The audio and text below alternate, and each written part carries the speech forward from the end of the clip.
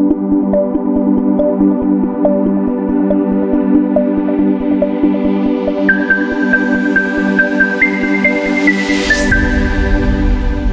student, my name is Akansha Sharma and today we are going to discuss a third practical in human anatomy and physiology, that is to study reproductive system in detail. Basically, reproduction is a process in which the cellular division takes place. That means the formation of male gamete as well as the female gamete. The male gamete that includes the spermatozoa and the female gamete that is ova. So, the fusion of this male and female gamete by the process of fertilization lead to the formation of offspring. So, beforehand moving towards all this topic, it is important to know the anatomy and function of male reproductive system as well as the female reproductive system. So, firstly we will talk about the male reproductive system. So, the parts that are included in our male reproductive system are testes. Over here the production of sperms take place in the seminiferous tubule. Further, the ducts of testes that includes epididymis, vas deferens, ejaculatory duct, urethra. In epididymis, the sperm get mature as well as they attain motility. The accessory gland means the fluid part, that the semen part which is being produced by the secretion that are being done by these accessory glands. So, the few accessory glands are seminal vesicles, prostate gland and bulbourethral gland, that is also known as the Cowper's gland. These glands basically make the total fluid part. Lastly, the supportive structure are the penis and the scrotum in which the testis has been housed up. So, these are the parts of male reproductive system. Now, moving toward the female reproductive system, which includes the two pair of ovaries, oval shape or almond shape ovaries. The uterine tube we also call it as a fallopian tube, where the fertilization process takes place, the fusion of male and female gamete. Uterus, where the implantation process takes place, vagina part and lastly the vulva part. So, we will discuss their anatomy and function with the help of the 3D software. So, let us move. So, moving towards the male part. So, I just want to show you the structures that are involved in male reproductive system. So, the supportive structure is the penis part and the scrotum part. The other one is the testis part. Over here the production of sperms take place, and after this the ducts of testis include the epididymis. This comma shaped structure, you can see this, that are lying posterior to the to both the testes. Then the vas deferens, the coil structure, the tubular structure. The third duct is the ejaculatory duct. This is the ejaculatory duct which has been formed by the fusion of this ampulla part of vas deferens and these pear shaped seminal vesicles. And lastly the urethra part. So, these are the ducts of testes. Then now moving towards the accessory glands that are responsible for the secretion. The seminal vesicles, these pear shaped structures, these are the seminal vesicles. Then the prostate gland, one second, this one, this part, this whole donor shaped structure is the prostate gland, and lastly the bulbourethral gland, this one, the P shaped structure. So, these are the three accessory glands that are responsible for the secretion, and what are their secretion we will discuss this afterward. So, these are the structures that are included in male reproductive system. So, let us have the discussion one by one after their anatomy, means their anatomy and their function. So, moving toward the first part, that is the testis part.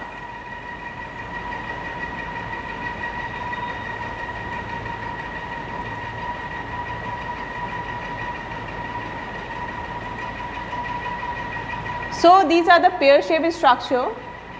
When we talk about the testes, they are being housed up in this scrotum, and when we will look after their size, they are approximately 6.5 centimeter in length and diameter is about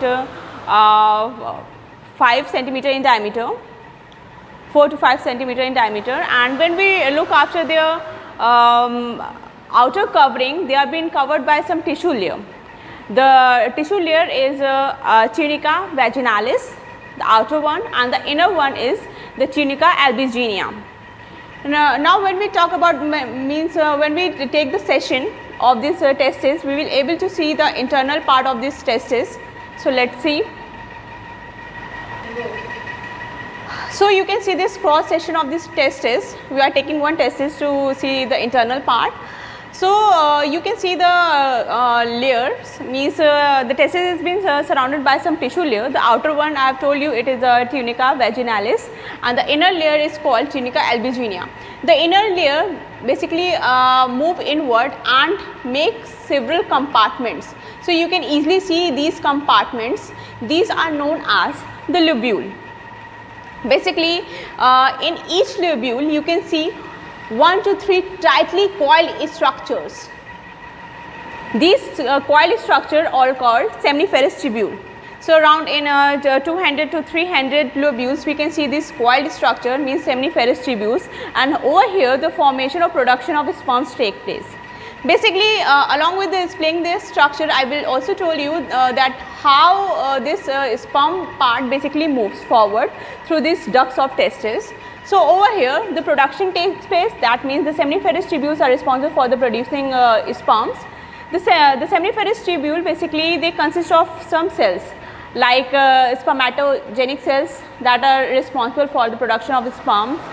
The other is the Sertoli cells are also here. Sertoli cells that play a vital role in spermatogenesis process, and the Leydig cells that lie in between these seminiferous tubule. They are responsible for the production of male sex hormone, that is testosterone. So basically after the production take place, means the sperm production take place in seminiferous tubule, they move toward the straight tubule and enter into this network of duct that is known as the Rettis testis, and further they move towards this comma shaped structure that is known as epididymis. Over here they move toward a single duct from Rettis testis towards this epididymis by ductus epididymis. So in this epididymis, what the sperm do, they basically they mature, they attain maturity as well as motility. After the sexual stimulation, the sperms from here epididymis move toward this tube like structure that is known as the vas deferens. So this is a part of vas deferens part, and from here the sperm move towards, and yes, one thing I want to tell you, in this part means this tubular structure that is known as the vas deferens. At the end part of the vas deferens you can see the dilated structure, or this structure, and over here you can see the dilated structure at the end of the vas deferens. That this is known as the ampulla, and just beside to these vas deferences you can find the seminal vesicles that are responsible for their secretion, the semen part they basically make up. So the fusion of this seminal vesicle and the ampulla, the end part of vas deferens, they make this structure that is the ejaculatory duct. So let me show you the structure of ejaculatory duct. So you can see this this structure, this tubular duct which is been highlighted. This is the ejaculatory duct which is formed by the fusion of this seminal vesicles and the ampulla of vas deferens, the end part of vas deferens, dilated part. So this is the ejaculatory duct, and lastly these things means the sperm and the semen part further move towards the urethra part. And urethra is a common passage for both sperm and urine, and basically when you will look after their parts, the urethra is further divided into 3 parts. So when we look after the length of urethra, it is about 20 centimeter in length, and they are further subdivided into 3 parts. The prostatic urethra, that the structure that lie inside the prostate gland, then the membranous urethra part, and lastly the spongy urethra part. So basically the urethra is responsible for the discharge of both semen, sperm, as well as the urine part. Now moving toward the accessory glands. Accessory gland, I have told you, they are responsible for the making the total semen part, the fluid part. So basically moving toward the first accessory gland, that is seminal vesicle. So you can see these two sac-like structure, pear-shaped structure. Basically when we talk about their secretion is viscous.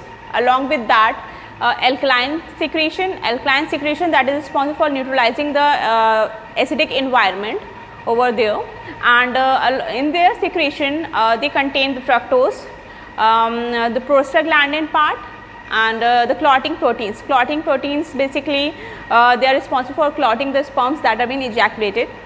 So when we talk about the fluid part, these seminal vesicle make around 60% of the total semen part. Next, talking about the prostate gland. So this donut shaped structure is called as the prostate gland. Prostate gland, basically they are responsible for the milky secretion, and their secretion is slightly acidic in nature, and in their secretion they contain the proteolytic enzyme. Proteolytic enzyme can be amylase, hyaluronidase, and pepsinogen. So basically, and lysosomes also, these basically they are responsible for breakdown of the clotting proteins that have been secreted from this seminal vesicles.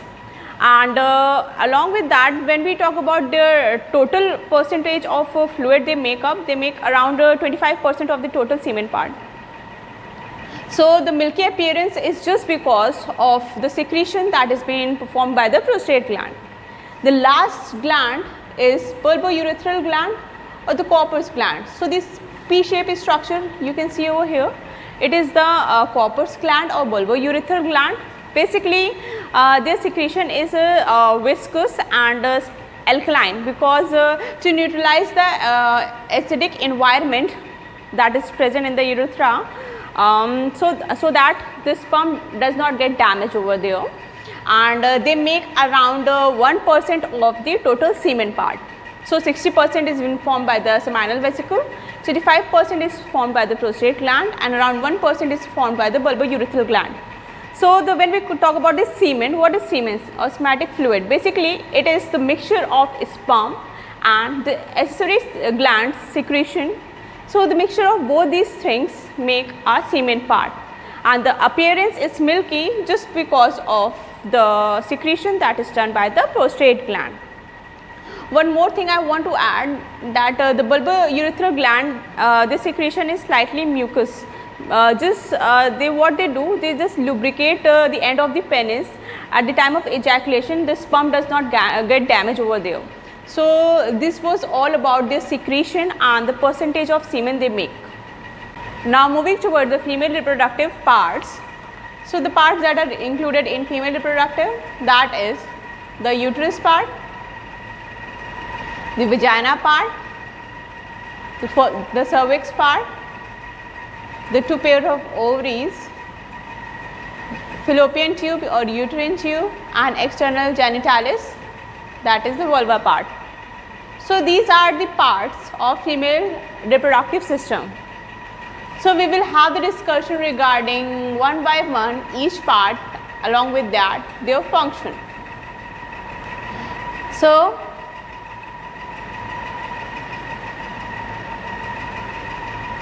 firstly we will look after the internal anatomy of ovary. So this is the ovary part. Let me hide this finger like projections to show you the proper structure of ovary. So this is the ovary lying on both the side. This is the internal part of ovary. So when you will look after the histological part, beforehand I want to have some discussion regarding the ovaries. Basically they are the female gonads that are responsible for the production of ova. Along with that they are responsible for the production of female sex hormone, that is estrogen, progesterone, inhibin, relaxin. These are the female reproductive hormones. which are being produced by the ovaries. And when we will look after their attachment, they are attached to a ligament to this uterus that is known as ovarian ligament, and at the back by the bundle of tissues that are known as mesovarium. So these are the ligaments through which these ovaries are being attached up. Now moving toward the histological part, which is the important part. Basically these ovaries are covered by the epithelial tissue that is known as the germinal epithelium.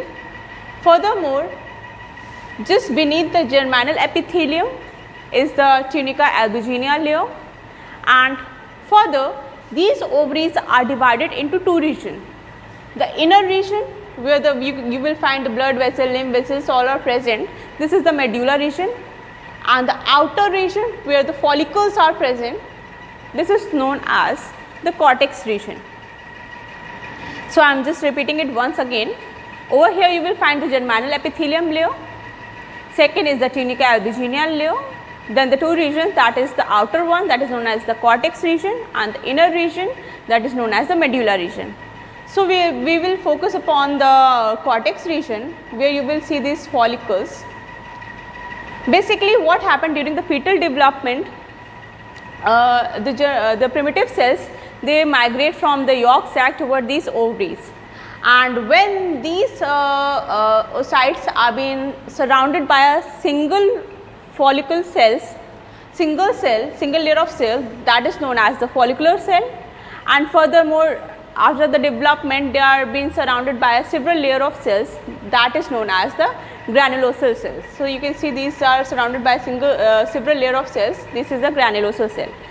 So initially this structure is called primordial follicular cell, and furthermore after the development means a secondary formation of primary follicles and secondary follicles, then at the end the mature graphene follicle structure take place where they attain maturity, means the follicular development take place.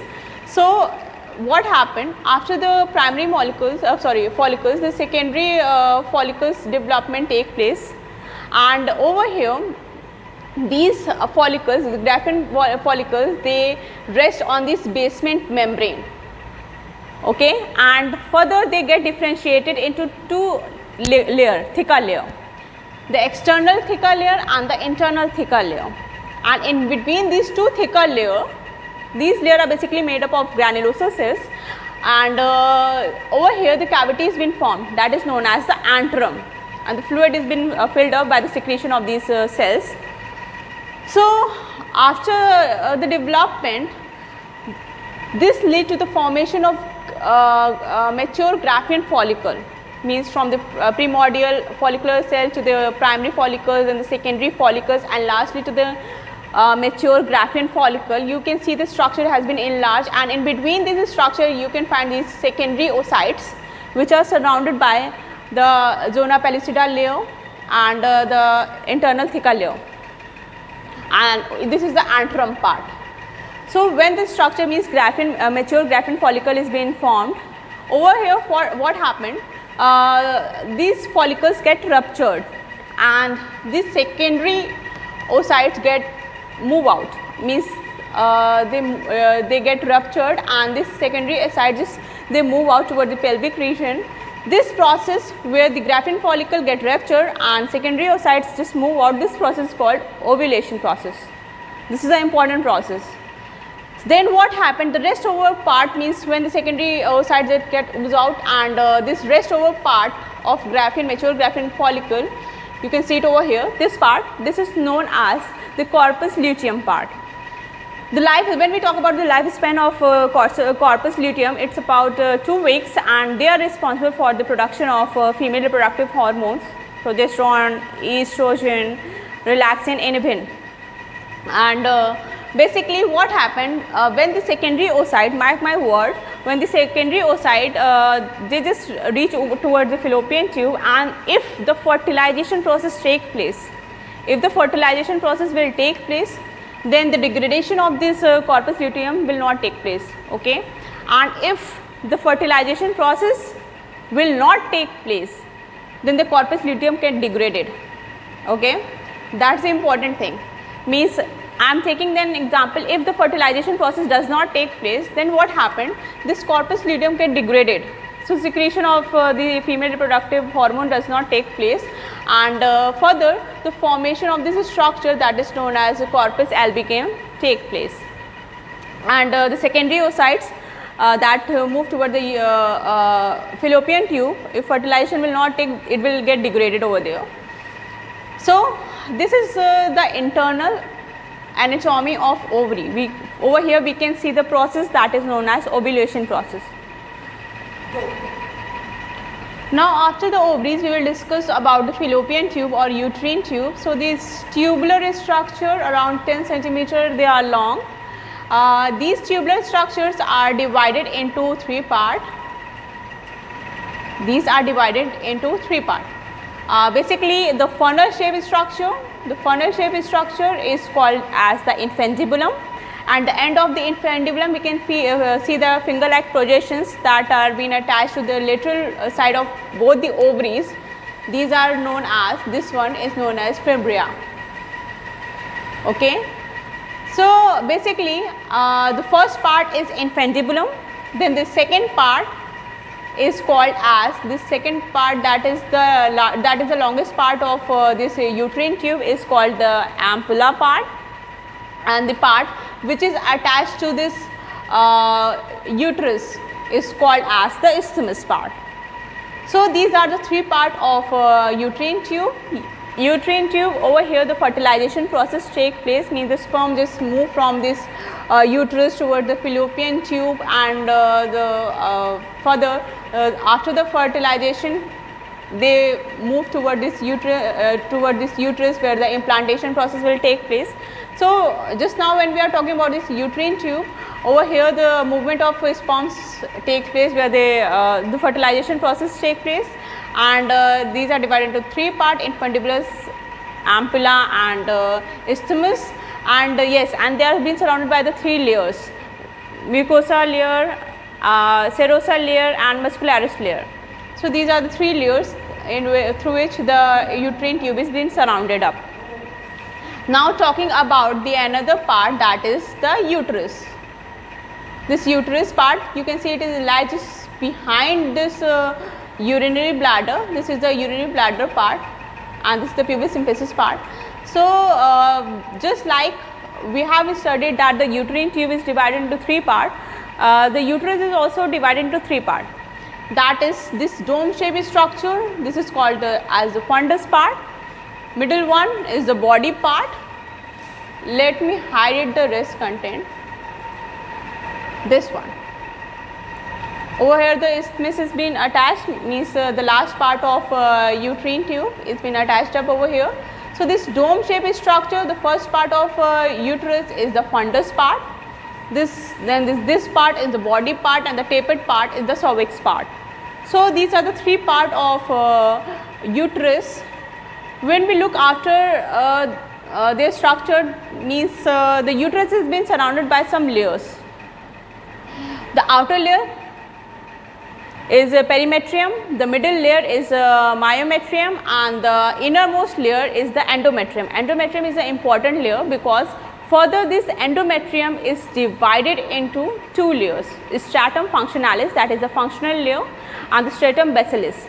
The functionalis layer it gets log off at the time of menstruation in the form of menstrual flow, and the function of stratum basilis is that over there the cell division takes place, and again the formation of this stratum functionalis structure take place.